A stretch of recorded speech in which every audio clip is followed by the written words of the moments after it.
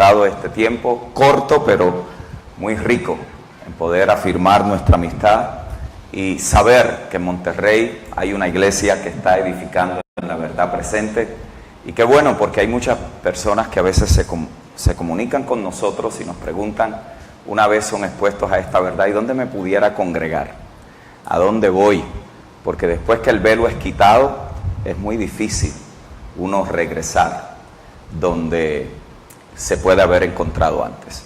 Así que esta congregación la estaré recomendando con mucho gozo y con mucha confianza. Y eso se debe a que hemos visto y hemos percibido, y como dijo Bernabé y Pablo cuando fueron a Antioquía, es evidente que la gracia de Dios está operando en este lugar.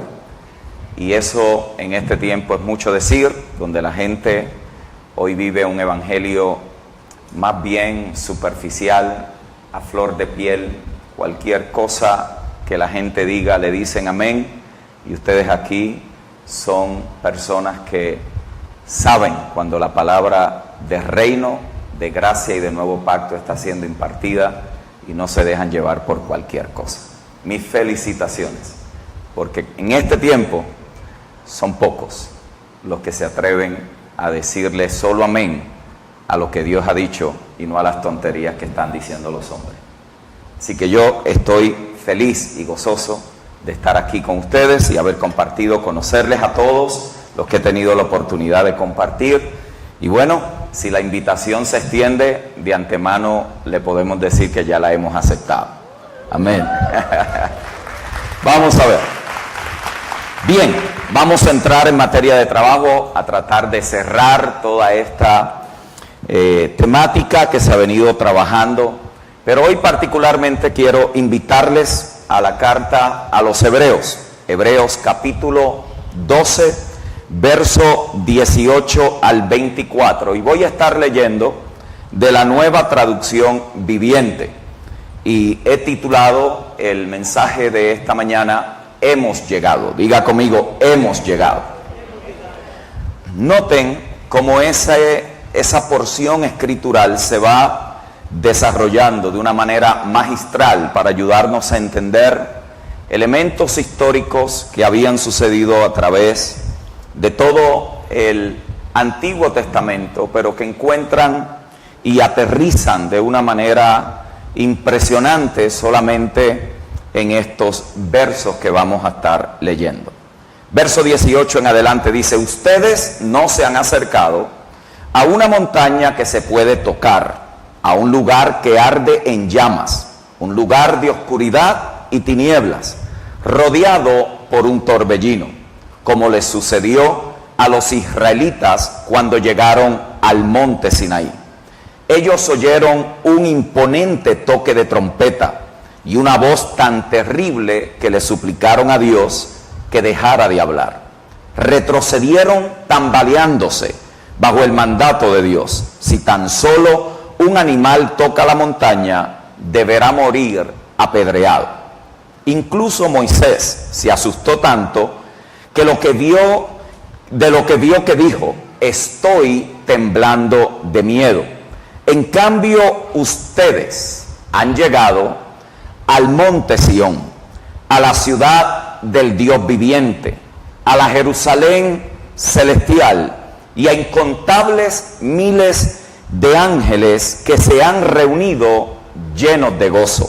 Ustedes han llegado a la congregación de los primogénitos, cuyos nombres están escritos en el cielo. Ustedes han llegado a Dios mismo, quien es el juez sobre todas las cosas. Ustedes han llegado a los espíritus de los justos que están en el cielo y que ya han sido perfeccionados. Ustedes han llegado a Jesús, el mediador del nuevo pacto entre Dios y la gente, y también a la sangre rociada que habla de perdón en lugar de clamar por venganza como la sangre de Abel. La palabra del Señor está bendecida. La carta a los Hebreos fue escrita a los judíos cristianos durante un tiempo muy significante en la historia de la iglesia del primer siglo. Este evento se le conoce como la Guerra Greco-Romana, o como también se le llama la Gran Revuelta.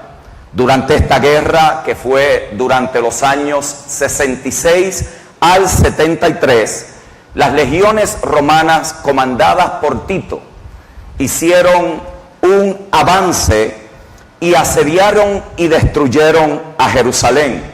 En el año 70 registra la historia que entraron y destruyeron el templo de Jerusalén.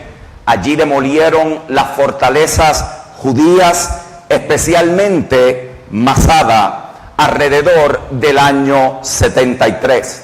Dicen los historiadores que allí murieron alrededor de 100.000 judíos en esa guerra en particular. Y este evento es sumamente importante para entender lo que motivó al escritor de esta carta a decir lo que está registrado en estos versículos. Las condiciones de esta guerra se habían venido preparando por más de 170 años. Imagínese por un momento que este país hubiese estado bajo el control, la ocupación y el dominio de otra nación por 170 años. Lo que caracterizó todo ese periodo fue el maltrato, el abuso, los altos impuestos y todo tipo de corrupción que era parte de la vida cotidiana. Esto nos debe dar una idea de cuáles eran las emociones, cuáles eran las esperanzas, cuáles eran las desilusiones que estaban presentes en aquellos a quien se les escribe la carta. La carta fue escrita a judíos que habían creído en el Mesías y que habían estado profundamente desilusionados y sus expectativas no se habían realizado en cuanto al reino mesiánico correspondía.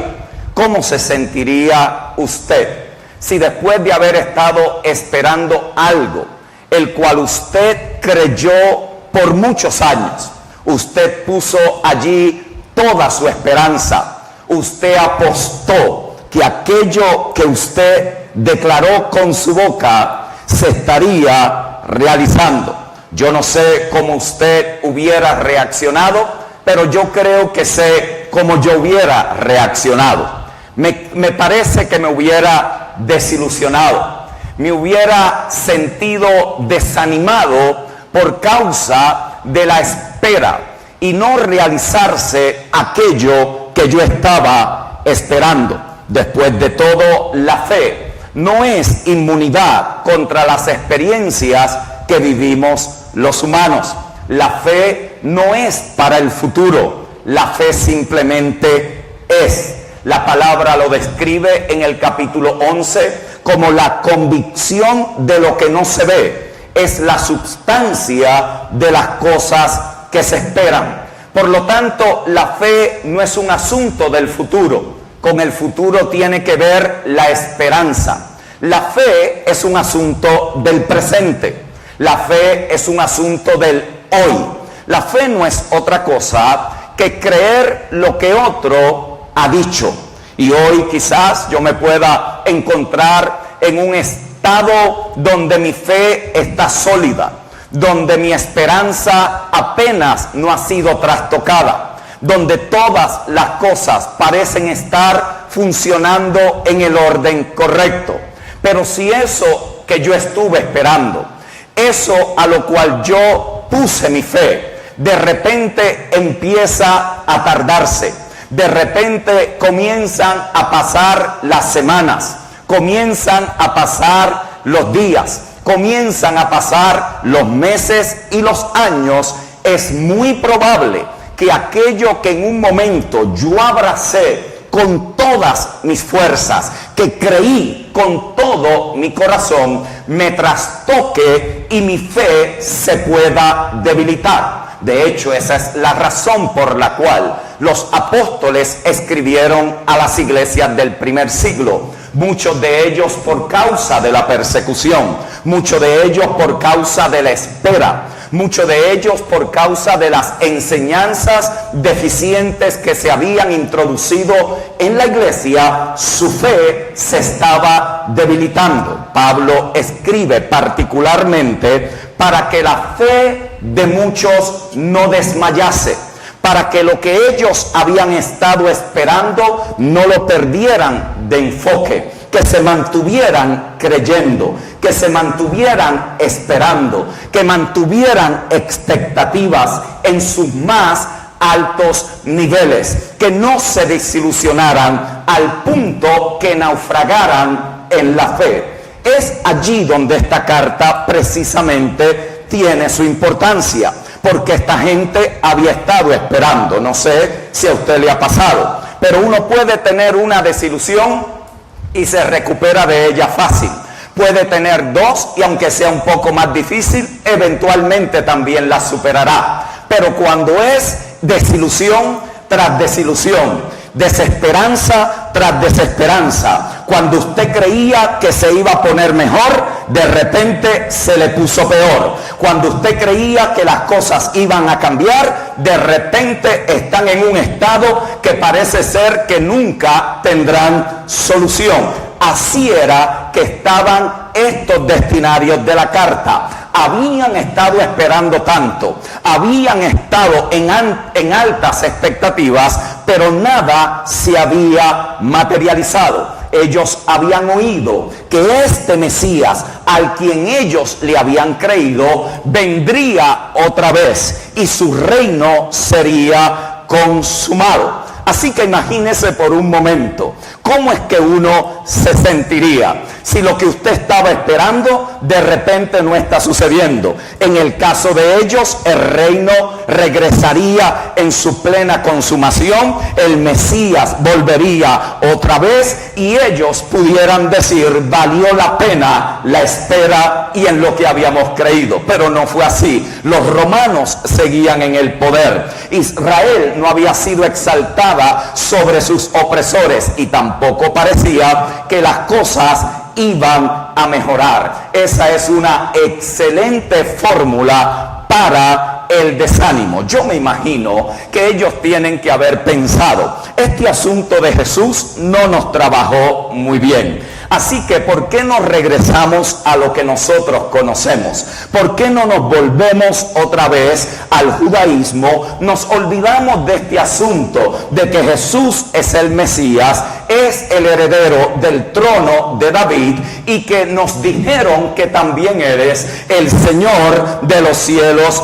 y la tierra. Esta es la razón, mis amados hermanos y hermanas, por las cuales esta carta se escribe. De hecho, el escritor en el capítulo número 13, verso 22, nos dice que esta carta es una exhortación. Él lo dice de esta manera: os ruego, hermanos, que soportéis la palabra de exhortación que os he escrito brevemente. Así que la carta se escribe ¿para qué? Diga conmigo, para exhortarlos.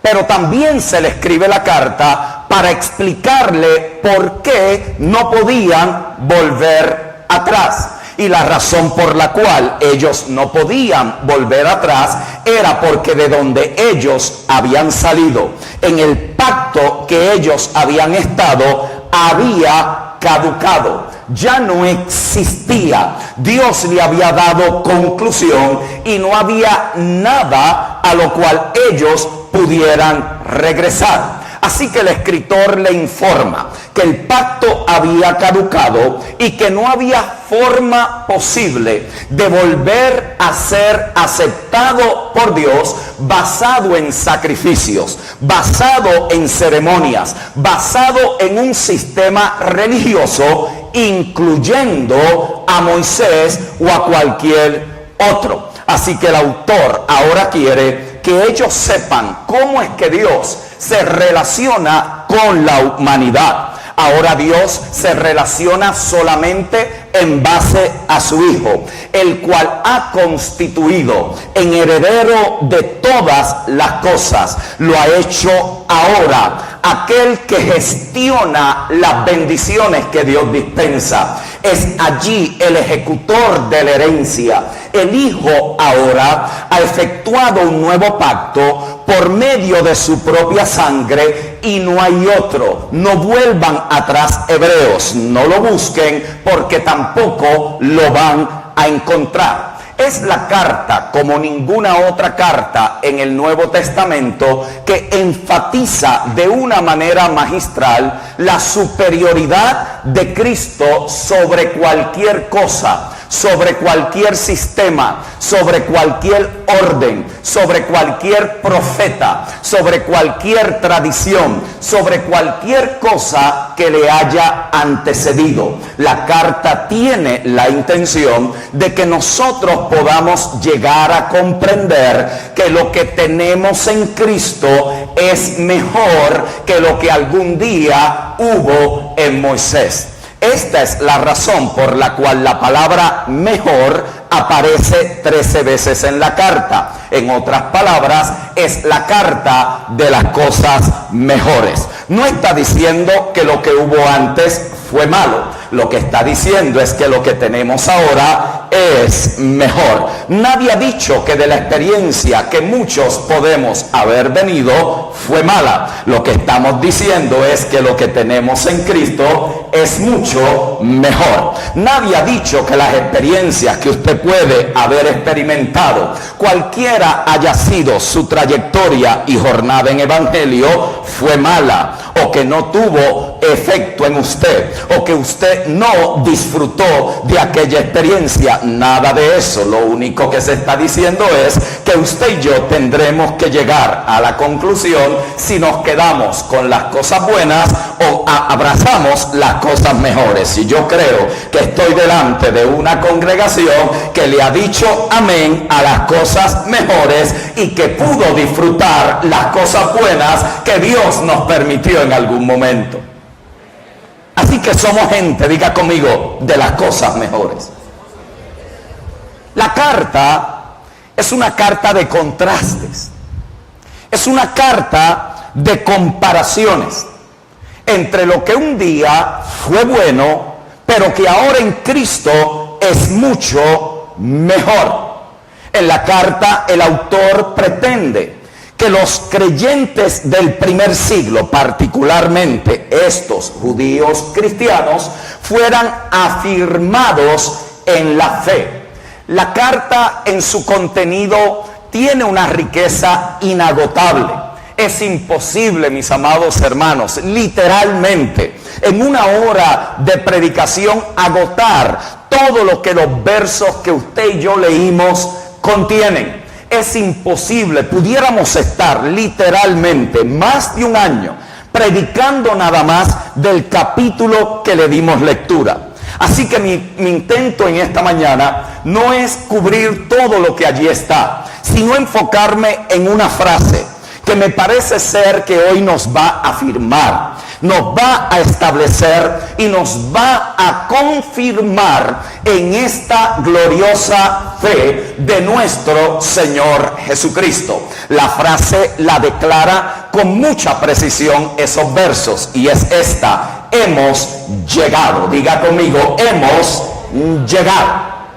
En la carta encontramos una explicación precisa del propósito de todo lo que usted y yo leemos en el Antiguo Testamento, particularmente todo lo que está relacionado a Israel y cómo todo aquello encuentra su cumplimiento y significado en Cristo y en su iglesia. La carta cubre 3 periodos particulares de la historia: de Génesis hasta el Éxodo, del Éxodo hasta el libro de Jueces y del libro de Jueces hasta el libro de Malaquías. Impresionante cómo solamente en 13 cortos capítulos se condensan de una manera magistral miles de años de historia. que fueron consumidos y cumplidos en Cristo y en su perfecta obra, y que ahora han sido transmitidos a nosotros, la iglesia. Por lo tanto, Cristo ahora se convierte en el heredero de todas las cosas, y todas las cosas encuentran su plena realización solamente en Cristo y por Cristo. Diga conmigo: hemos llegado. Ese llegar nos ha conferido derecho de herencia. Por eso es que la carta nos introduce también a las iniciativas de Dios desde la eternidad y cuáles han sido sus acciones relacionadas al cumplimiento del eterno propósito del Padre.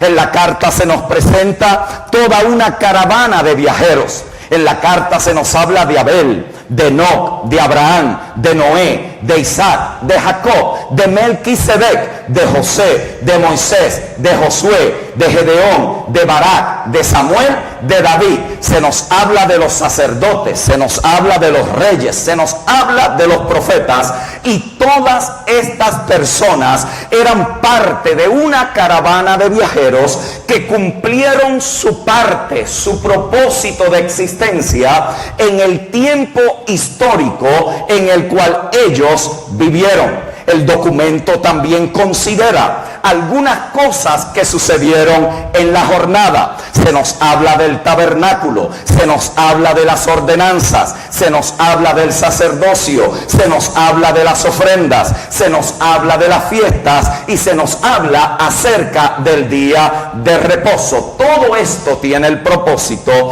para que nosotros podamos comprender cuando vienen uno de esos momentos en la vida, cuando de repente nuestra fe puede ser trastocada, cuando podemos estar esperando, creyendo, hoy declarando algo, pero no sabemos lo que viene a la vuelta de la esquina, no sabemos con qué nos vamos a enfrentar. La carta queda entonces como un registro, que usted y yo no hemos sido los únicos, que quizás en algún momento nuestra fe ha decaído, que también antecedieron antes que nosotros, otros han experimentado también desánimo, pero igual que ellos, nosotros también hemos recibido lo que ellos también habían recibido. Nosotros también hemos llegado. Nosotros también somos los herederos de lo que Dios había establecido.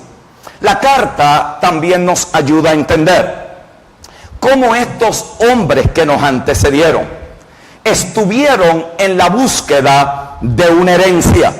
La palabra dice que ellos lo dejaron todo y que creyeron que algún día iban a recibir lo prometido. Una de las cosas que usted encuentra en la carta es que la carta se encarga de decirnos que todos los que antecedieron a Cristo apuntaban hacia el futuro. Diga conmigo: hacia el futuro.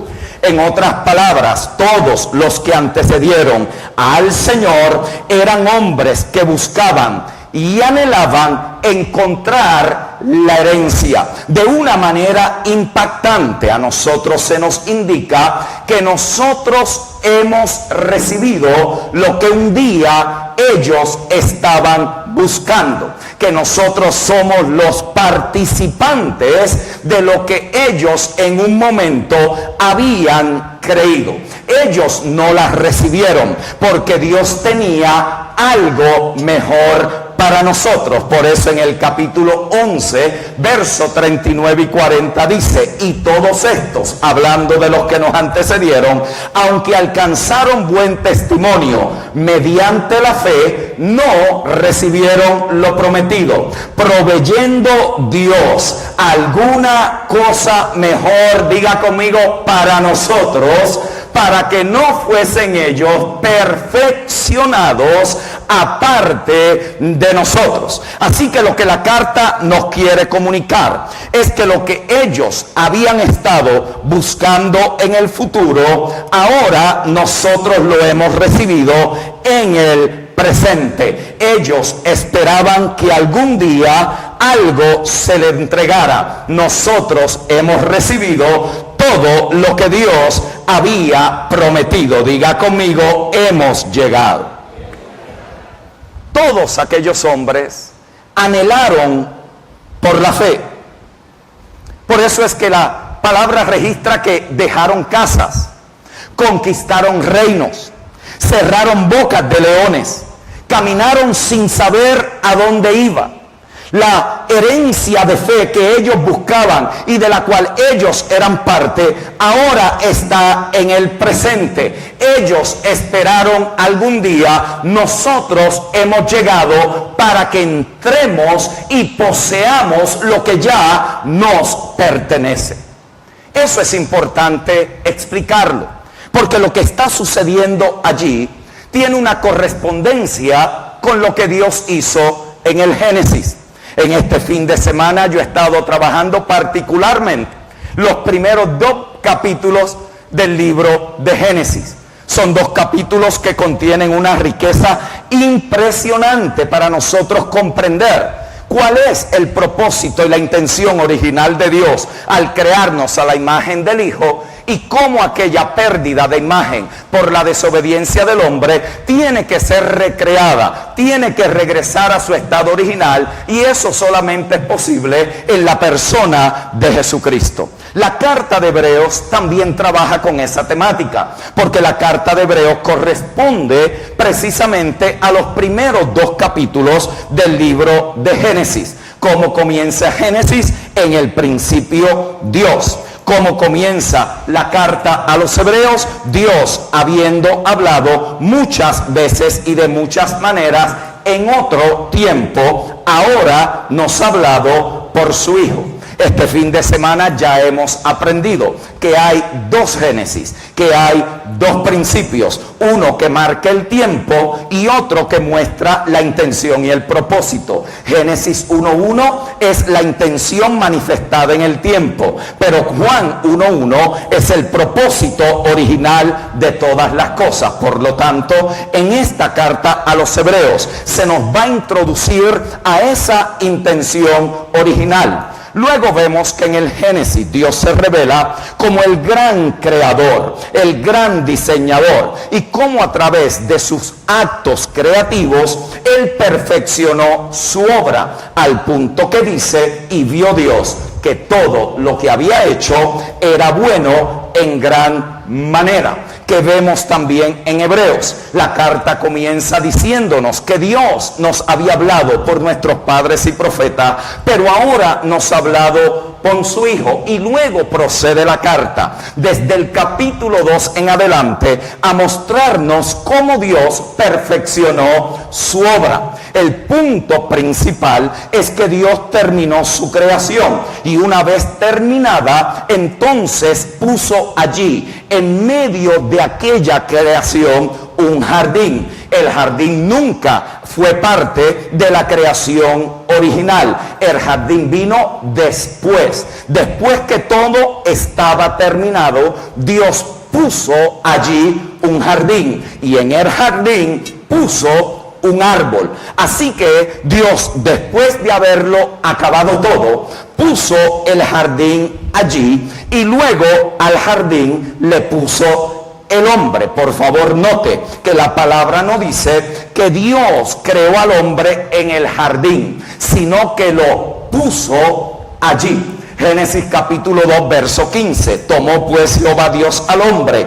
y lo puso en el huerto de Edén para que lo labrase y lo cuidase. El hombre entonces fue parte de toda la creación, pero el jardín fue después. El hombre en el jardín ahora es parte de un conjunto. El hombre fue puesto en una obra terminada y en un mundo terminado. Cuando todo estuvo preparado, cuando todo ya estaba terminado, le fue provisto al hombre como herencia para que él fuera mayordomo de lo que Dios le había confiado. Así que el hombre, y esto es importante, fue puesto en un planeta terminado para que él fuese la imagen de Dios en la tierra, para que lo revelara, para que lo diera a conocer, pero también para que labrase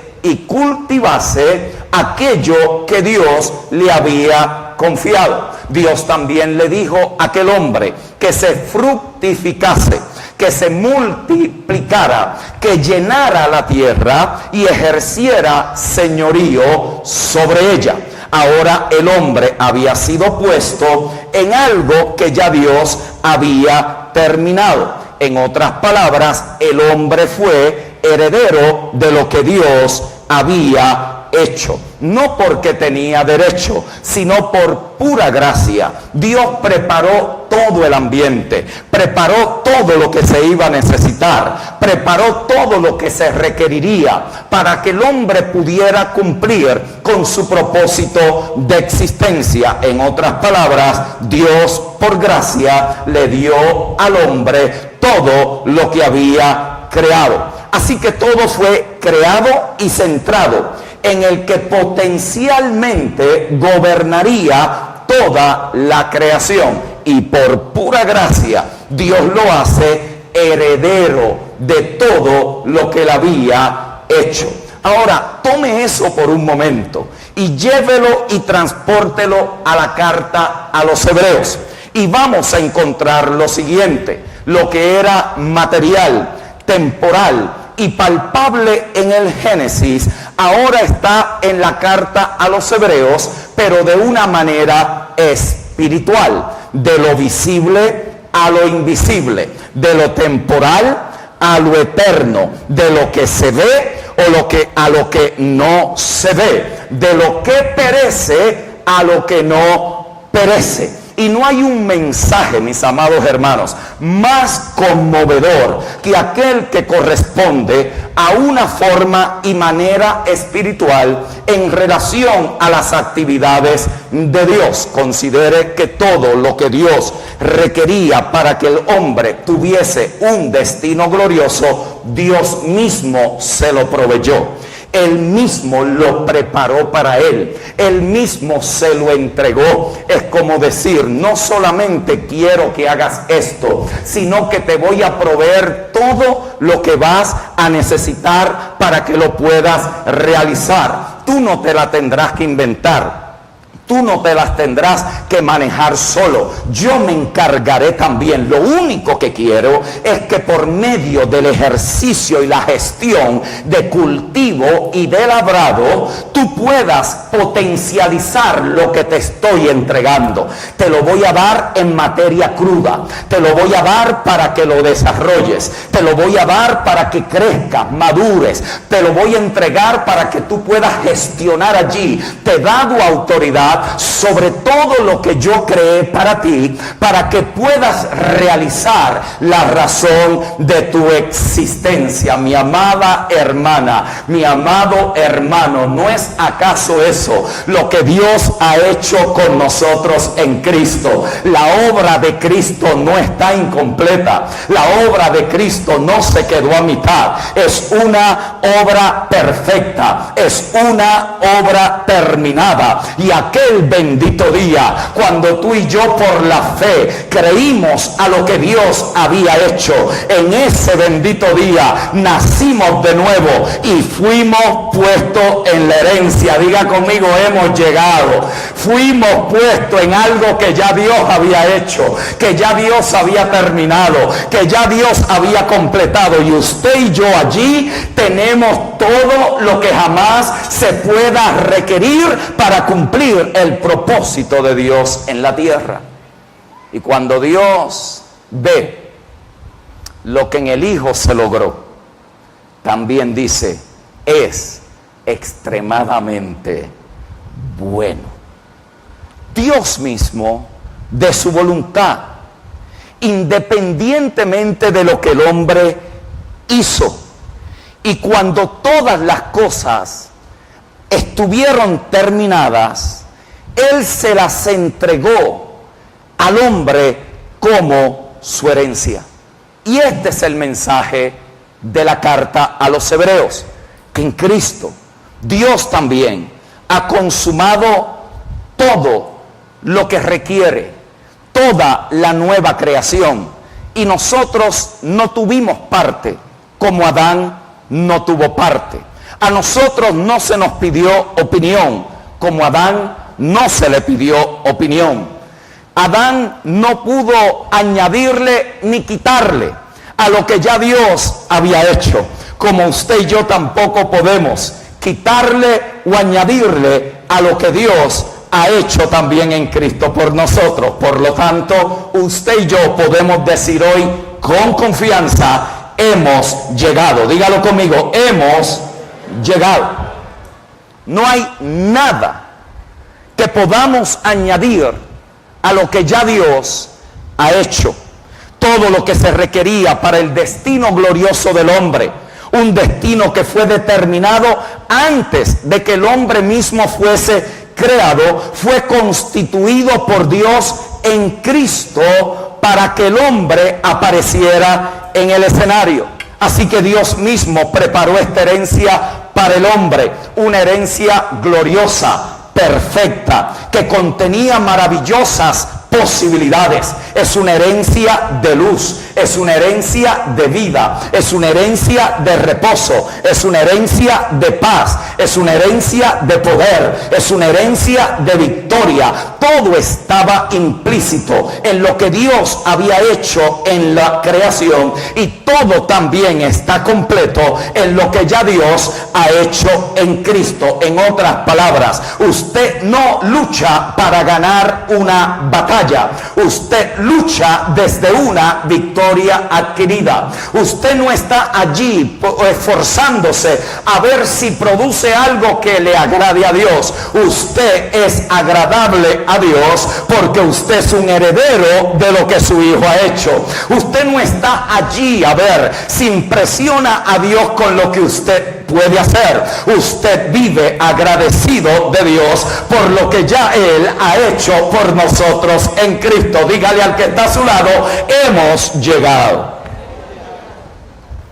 Y si de algo, mis amados, yo estoy convencido, es que hay un llamado de Dios en el espíritu de sus hijos para que entremos a donde hemos llegado. Por favor, note esto.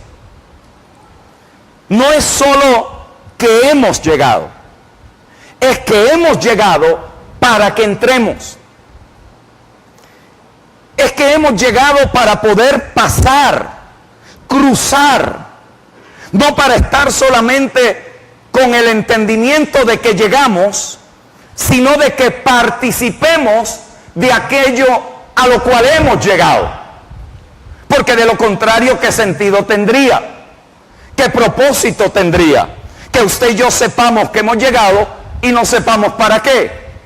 Y no sepamos qué hay una vez uno entra.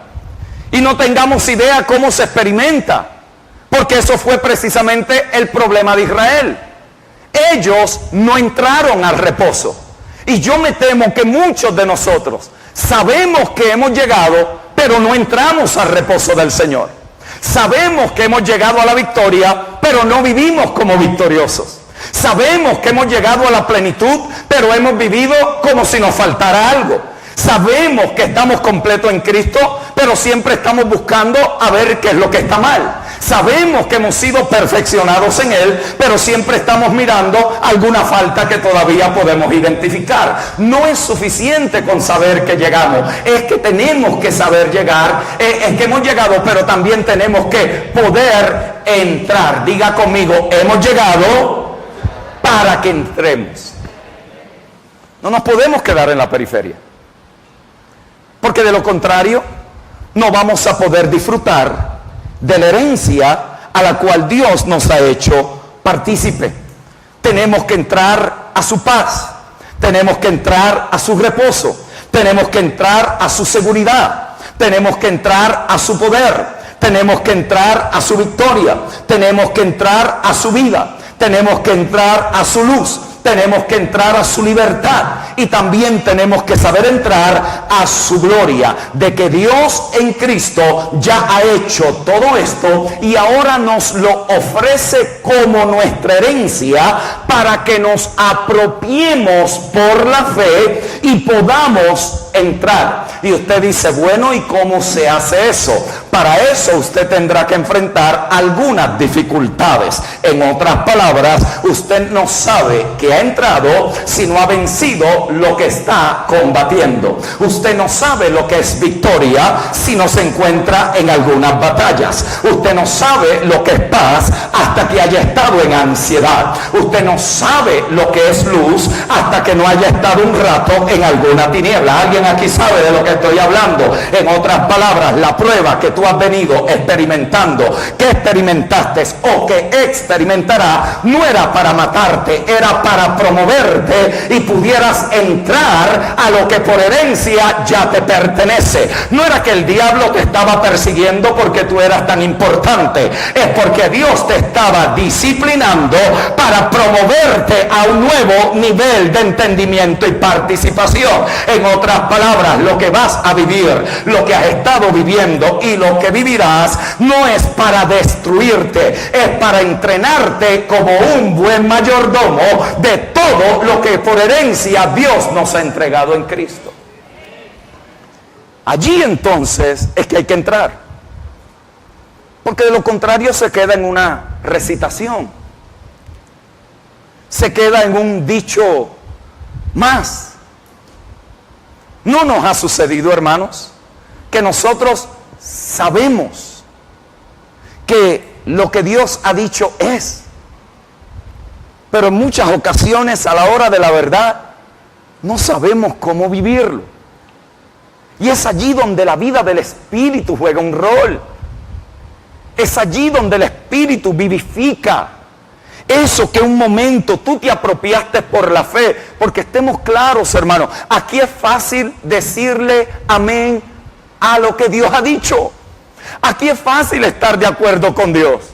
Aquí es fácil nosotros decir hemos llegado, esa es mi herencia, yo soy un poseedor de las riquezas de pleno entendimiento. Pero no es aquí que cuenta, cuenta allá afuera, cuenta cuando los romanos te están persiguiendo, cuenta cuando la iglesia es desplazada, cuenta cuando en el matrimonio hay dificultades, cuenta cuando en los hijos ahora se están rebelando, cuenta cuando en el trabajo te dieron un despido, cuenta cuando tu negocio está perdiendo clientes. Es allí donde tú te tienes que apropiar de la experiencia, porque de lo contrario será un recitar de declaraciones bíblicas, pero no una experiencia con lo que hemos recibido. Y la carta tiene esa intención de que ellos sepan que no solo llegaron, sino que llegaron para que entrasen. Porque el pueblo de Israel lo más que vio fue de afuera. Se acercaron al monte, tuvieron miedo, vieron el escenario. Hasta Moisés, imagínense qué esperanza tenía el pueblo si a Moisés le dio temor. Imagínense que ustedes estén en una dificultad de esas que se nos presentan en la vida y ustedes llamen a uno de los líderes de la iglesia y cuando ellos le van a aconsejar le digan, yo estoy peor que tú. Qué esperanza cuando el líder no tiene nada que decirnos en un momento de necesidad. Pues imagínense cómo estaba el pueblo. Moisés tenía más miedo que ellos, no se acercaba, le tuvo miedo, retrocedió. Ellos nunca entraron, ellos nunca poseyeron, ellos nunca pudieron participar de lo que Dios quería entregarle en plenitud. Dios nunca quiso que fuese un pueblo dividido entre sumos sacerdotes y la congregación.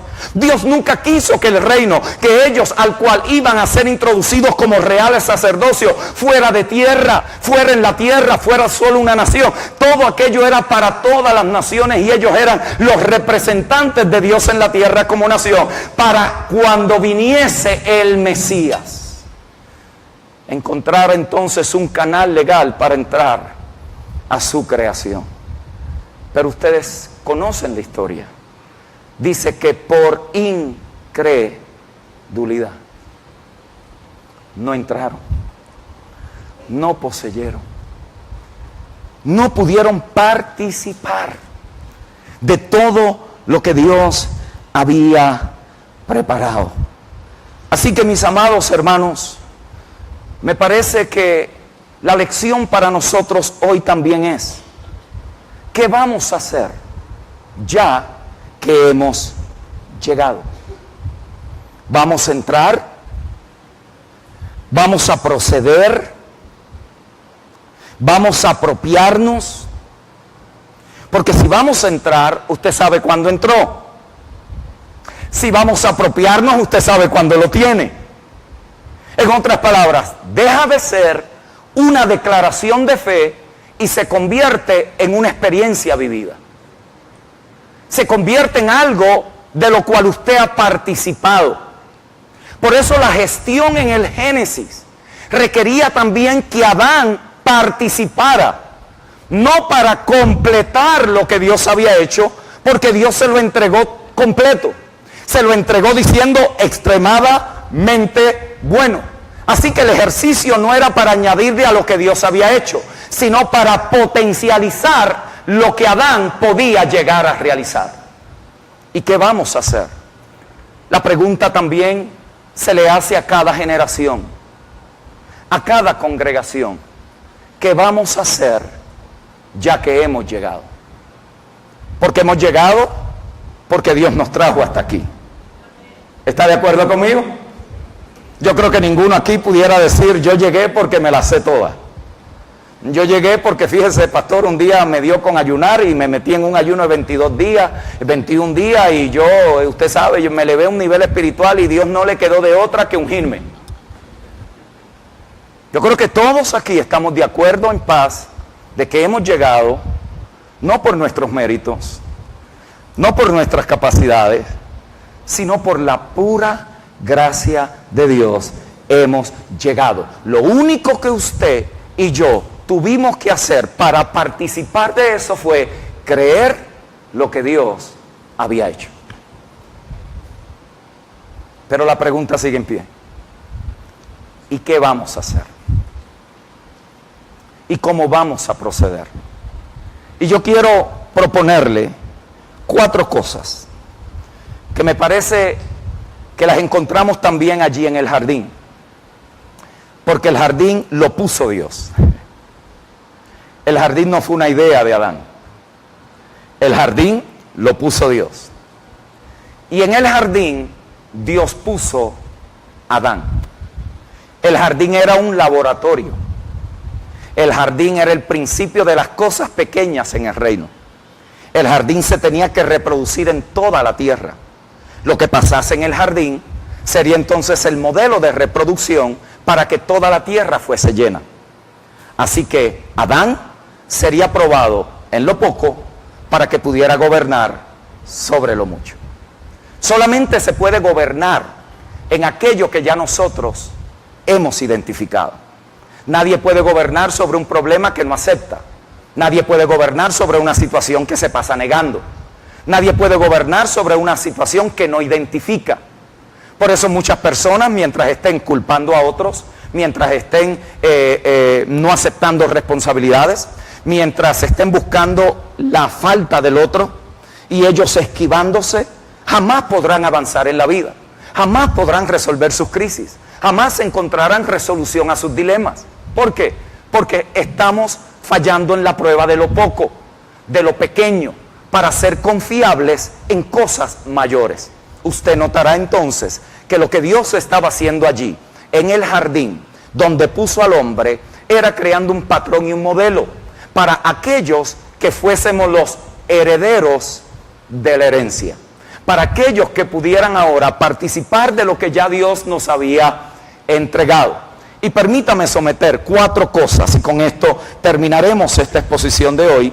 Número 1, el jardín entonces define la existencia del hombre. El jardín define la existencia del hombre. El jardín representa todo lo que tiene que ver con la vida personal del hombre y su responsabilidad. ¿Por qué? Porque toda la existencia del ser humano en aquel momento, Adán, estaba concentrada en el jardín. El hombre no estaba como vagabundo en el planeta. Dios definió algo que le llamó el jardín en medio de la creación. Hizo una demarcación, lo cercó y puso al hombre allí. Así que todo lo que Adán iba a experimentar estaba circunscrito ¿a qué? Al jardín. La ocupación del hombre sería el jardín. Para Adán era todo lo que existía, era lo único que existía. Él no tenía que estar preocupado con otras galaxias. Él no tenía que estar preocupado con otras cosas. Dios le entregó el jardín y el jardín se convirtió en aquello que a él lo definía. No era una generalidad, sino algo personal y totalmente dedicado. En el jardín todo estaba terminado. Ya Dios lo había declarado. Era bueno, contenía el favor de Dios. Cada planta, cada semilla tenía mandamiento de Dios. Tenía que reproducirse. Todas las estaciones habían sido establecidas. Todo lo que Adán iba a necesitar para su existencia estaba allí. El jardín contenía la bendición de Dios. El hombre lo que tenía que ser era responsable por lo que Dios le había dado y donde Dios lo había puesto. Esto es tan poderoso, hermanos, que cuando Dios terminó, descansó. Cuando Dios terminó y dijo todo es bueno en gran manera, descansó de su obra. Entró en su reposo porque todo estaba terminado. Era como si Dios hubiera dicho, todo esto que yo he hecho es tuyo y esto que te he dado es lo que te define en toda tu existencia. Mis amados hermanos y hermanas, ¿no fue eso precisamente lo que Dios hizo en Cristo? ¿No es eso lo que nosotros hemos recibido en Él?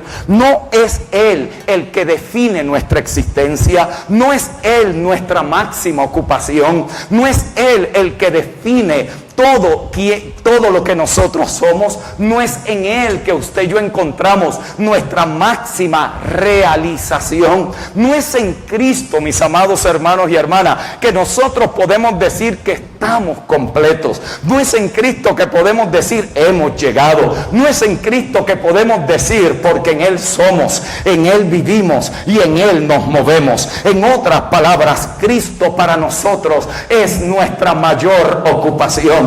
Por supuesto que hay miles de temas, pero ninguno como Él. Por supuesto que nos podemos distraer, pero Él debe ser nuestro enfoque. Por supuesto que podemos subestimar lo que Él es capaz de poder hacer en nosotros, pero es allí donde nosotros participamos. Es allí donde nosotros nos desvestimos y nos vestimos. Es allí donde nosotros somos suministrados por el Espíritu para que podamos disfrutar y maximizar en aquello en quien nosotros hemos sido puestos. El jardín definía la existencia del hombre, como Cristo define la existencia de sus hijos.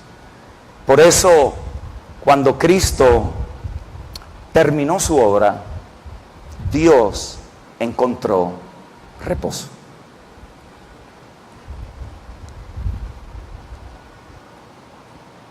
Dios no anda por allí frustrado con la humanidad, como la religión nos quiere hacer ver. Que Él está enojado y por eso envía huracanes. Y suceden terremotos. Dios derramó su ira sobre su Hijo para no volver a estar enojado con la humanidad.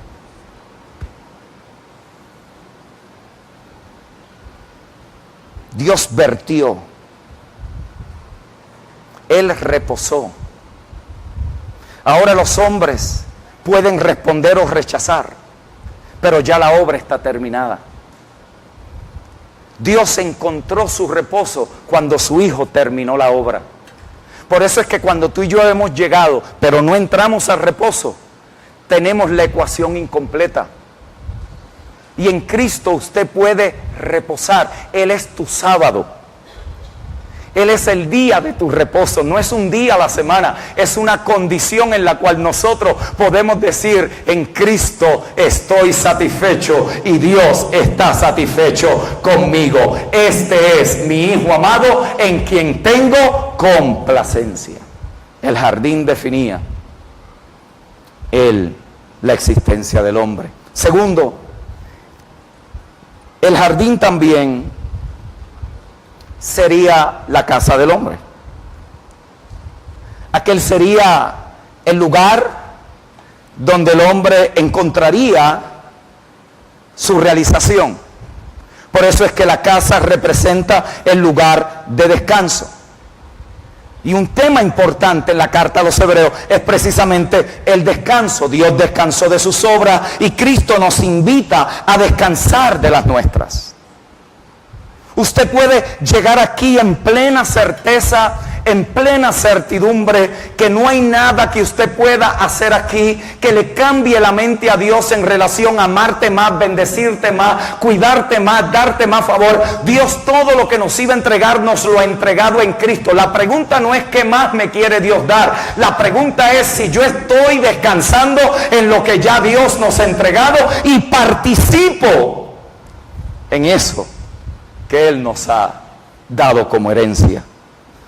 Él lo dijo: venid a mí todos los que estáis cansados y cargados, y yo os haré descansar. Tomad mi yugo, que es fácil, y ligera mi carga, y aprended de mí, que soy manso y humilde. Dios descansó en el Génesis cuando terminó la creación por causa de la desobediencia del primer Adán. Dios estuvo trabajando hasta que vino el postrer Adán. Él fue el tabernáculo de Dios en la tierra. Dios estaba en Cristo reconciliando el mundo con Él. Pero ahora, por causa de su obra perfecta, Dios ha entrado a su reposo y nos está diciendo: hoy les invito a que no solamente lleguen, sino que también entren al reposo que tengo para ustedes en Cristo.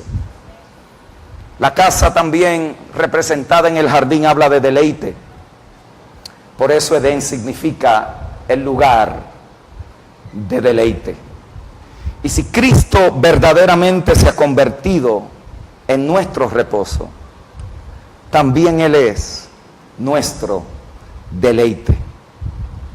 Un hogar no es un lugar de pasada, es un lugar de intimidad, es un lugar de comunión, es un lugar de interacción, es un lugar donde participamos de la compañía, tenemos experiencias juntos. ¿No es eso, mis amados hermanos, lo que el Espíritu Santo está edificando entre nosotros? Una morada para Dios. Un lugar de residencia donde Él puede encontrar reposo. ¿Y cómo participamos nosotros, hermanos, de ese reposo a nivel colectivo? Cuidándonos los unos a los otros, velando por la paz en el Espíritu. Que nada se infiltre, que interrumpa, que moleste, que incomode la vida de los santos. Que entremos allí no solamente por aquello que hemos recibido, sino por aquello que a todos se nos ha entregado. Que usted vea a esta familia de la fe como un lugar donde usted está siendo juntamente edificado como casa de Dios. Que usted no se vea como que los hermanos allá y usted acá, eso es del pastor Ramiro, yo me congrego allí. No, que usted diga: esa es la familia donde Dios me ha sembrado, es mi casa, es el lugar donde Dios está obrando conmigo directamente por medio de su Espíritu, pero también a través de mis hermanos me perfecciona para que juntos podamos ser una casa espiritual para Él. Que usted vea este lugar como un laboratorio. Porque si, hermanos, entre nosotros no sabemos manejar nuestras dificultades, dice Pablo, ¿cómo juzgaremos a los ángeles en el siglo venidero? Miren el principio de lo poco hacia lo más. Si entre nosotros por cualquier cosa, cualquier situación nos desenfoca, nos hace tambalear, nos pone a dudar, quebranta relaciones. Si en esas cosas que son necesarias entre nosotros para que maduremos, porque nadie madura porque sabe Biblia, nadie madura porque conoce el nuevo pacto. Todos maduramos cuando somos sometidos a la disciplina del Señor. La disciplina es lo que te va perfeccionando. Son aquellas cosas donde el Espíritu de Dios te está diciendo, está trabajando, te está revelando, te está allí dando esa suministración para que podamos ¿qué? Activar y participar en lo que nosotros conocemos. Estemos claros, hasta que lo que nosotros sabemos no se encarne, es mera teoría bíblica. No es vida. No es vida. La vida solo se produce cuando hay una interacción, cuando hay una intimidad. Y es allí donde el jardín representa esa casa, donde Cristo es nuestra casa, pero donde nos reunimos como casa espiritual para nuestro Dios.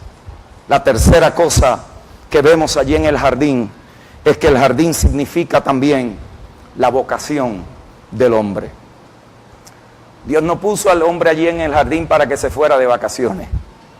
Él lo puso para que lo guardase y lo labrase. En otras palabras, desarrolla sus potencialidades. En este sentido, el primer hombre era un jardinero. Es la primera vocación en el mundo. Es lo primero que aparece en el escenario.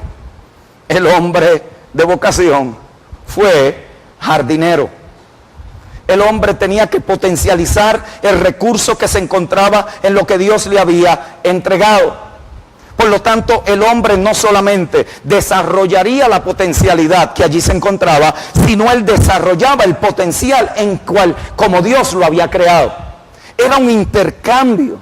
Por eso tu trabajo, tu negocio, no es para ganarte 2 o 3 pesos, para hacerte millonario. Es para que puedas contribuir a un bien mayor. Algo mucho más allá de un pago al fin de semana o cada 2 semanas o mensual. Lo que Dios nos ha dado como vocación a manera de talentos, experiencia, habilidades, capacidades de desarrollo, están allí, mis amados hermanos, para que sea un bien mayor a todos. Por eso en la fe nosotros redimimos el trabajo. El trabajo es una bendición. Hacer empresa es una bendición. Usted no está allí para ver si sobrevive. Usted está allí porque usted sabe que Dios te capacitó, te empoderó, Dios te preparó y te facultó para que puedas potencializar esa área en particular, pero tú también encuentres realización aquí en la tierra. En otras palabras, que no muramos simplemente habiendo consumido oxígeno mientras estuvimos vivos, sino que hagamos una contribución durante el tiempo que a nosotros nos permitió Dios vivir. Que seamos participantes. Es allí, en esa vocación, donde Dios quiere que nos desarrollemos, que hagamos empresa, que desarrollemos capacidades, que seamos creativos, que traigamos invenciones, que seamos gente progresista, que avancemos, que miremos el futuro con entusiasmo sabiendo que Dios está con nosotros, que miremos de cara al futuro y veamos los próximos años como años de crecimiento en todas las áreas de nuestra vida, que el 2018 sea un año de avance en sabiduría, conocimiento, entendimiento, un año de avance en recursos económicos. Estoy seguro que aquí hay más sueños que lo que tienen finanzas para realizar. Por lo tanto, Dios quiere darnos industria, Dios quiere darnos entendimiento, que podamos allí ejercer nuestras capacidades, que haya una capacidad de financiamiento que vaya más allá de nuestras posibilidades. Dios nos va a sorprender, hermano. Dios va a hacer que nosotros podamos potencializar lo que ya nos ha dado, pero tenemos que romper con la mentalidad del hoy, del no tengo, del no puedo, del me voy a fracasar, ya lo he intentado antes. No, allí podemos desarrollar potencialidad y allí podemos encontrar que tenemos mucho más de lo que jamás nos habíamos imaginado. Que el hombre potencialice todo lo que Dios le ha dado. Y por último, el jardín también fue la prueba del hombre. Fue allí que fue probado. Fue allí donde él fue puesto en una responsabilidad que solamente él podía ejecutar. El jardín fue la prueba. Considere que la responsabilidad del hombre no tenía que ver con su propia salvación. Tampoco tenía que ver con proveerse algo. Tampoco tenía que ver con él hacer algo para su propia herencia. Adán hacía lo que Dios le había dicho y todo el sistema ya estaba configurado para que produjera para que lo que el hombre necesitaba. En otras palabras, todo estaba completo. Él fue puesto en algo terminado y luego Dios lo hizo responsable. Una sola cosa tenía que hacer Adán: ejercitar la fe. Nada más. ¿Qué es fe? Creer lo que otro ha dicho. Fe es creer lo que otro ha dicho. Lo único que Dios tenía que hacer era lo que Dios le había dicho. Yo creo que usted y yo sabemos cómo terminó la película. Adán no hizo lo que Dios le había dicho, por lo tanto, procedió a pecar, porque todo lo que no es de fe es pecado. Así que en el momento de su prueba falló el ejercicio, pero bendito sea Dios en Cristo, que Adán era una copia del que había de venir. Y cuando usted y yo fuimos recreados en el segundo hombre, a usted y a mí nos trasladaron del primer Adán al postrer Adán. A usted y a mí nos sacaron del reino de las tinieblas y nos trasladaron al amado reino al reino del amado Hijo de Dios. Nos sacaron de la maldición y nos metieron en la bendición. Nos sacaron de la muerte y nos pasaron a la vida.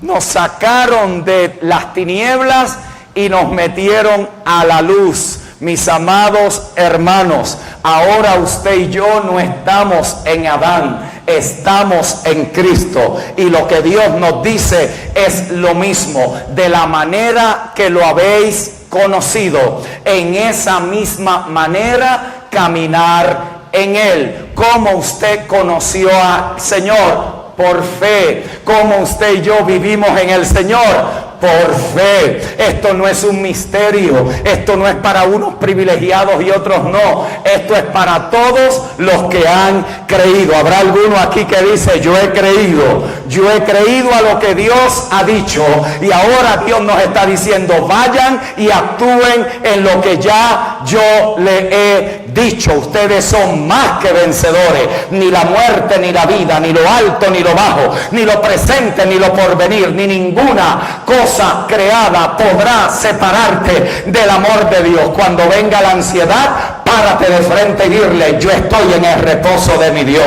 Cuando venga la problemática matrimonial, quebrante el orgullo y resuelve las dificultades. Cuando venga el temor porque no tienes con qué suplir, sepa bien que aquel que te llamó también proveerá conforme a sus riquezas en gloria. Habrá alguien aquí que dice: Padre, gracias, porque yo no tengo que estar por ahí buscando proveerme. Yo lo que tengo es que creer a lo que tú has dicho, moverme en fe, desarrollar potencialidades y ver la provisión de Dios. Es más, antes de que llegues a tu próximo lugar de destino, ya Dios habrá dado orden para que provea lo que vas a necesitar. Es allí donde podemos decir: hemos llegado para que entremos. No nos vamos a quedar en la puerta.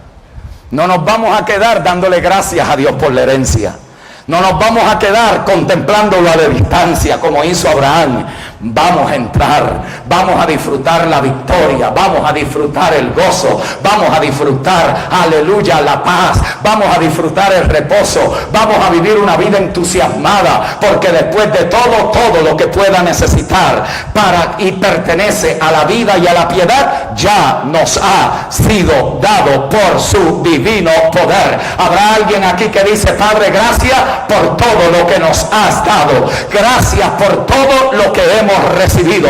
Ahora queremos herenciarlo, ahora queremos movernos en ello, ahora queremos maximizar el potencial para que disfrutemos de todo lo que tú en Cristo nos has dado y nosotros podemos lograr por medio de él. Pablo lo dijo de esta manera, y con esto termino. He aprendido en la abundancia y he aprendido en la escasez. Por lo demás, estoy enseñado. Estoy enseñado en todos los extremos, en lo poco y en lo mucho, cuando hay y cuando no hay.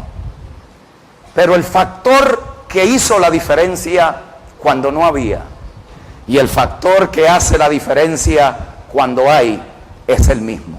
Todo lo puedo en Cristo, quien me fortalece. Lo puedo, Señor, superar en el día de mi angustia. Señor, lo puedo soportar en el día de mi abundancia. Amada iglesia del Señor, adelante en la fe. Por delante hay mucho que conquistar. Cualquiera que haya sido su historia, cualquiera que haya sido su experiencia, cualquiera que haya sido su jornada, ha sido un ensayo para lo que está por delante. Ha sido un entrenamiento para cosas mayores. Hoy pueden mirar de cara al futuro y mirar hacia la historia y decir: aquello ya lo pasamos, pero lo que está por delante lo vamos a conquistar. Hay mucho terreno que conquistar en Monterrey. Hay muchos escenarios que todavía se pueden entrar. Hay muchas oportunidades que se pueden maximizar. Hay muchas ideas en el espíritu que se pueden hacer realidad entre nosotros. A mí me parece que Dios nos ha venido a decir en esta mañana: ustedes han llegado, pero es para que entren. No se queden afuera, no lo miren a la distancia, no lo dejen como una declaración. Participen de eso, atrévanse, crean que Dios está con ustedes. Y si Dios con ustedes, ¿quién estará contra ustedes? Paz y gracia del Señor. Feliz año, porque no nos vamos a ver, por lo menos hasta este próximo año.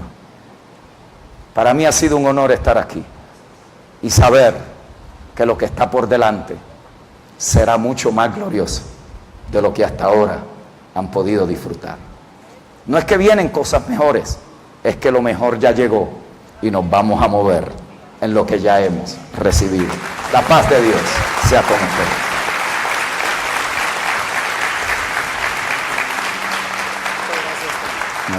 Gracias. Gracias. Gracias.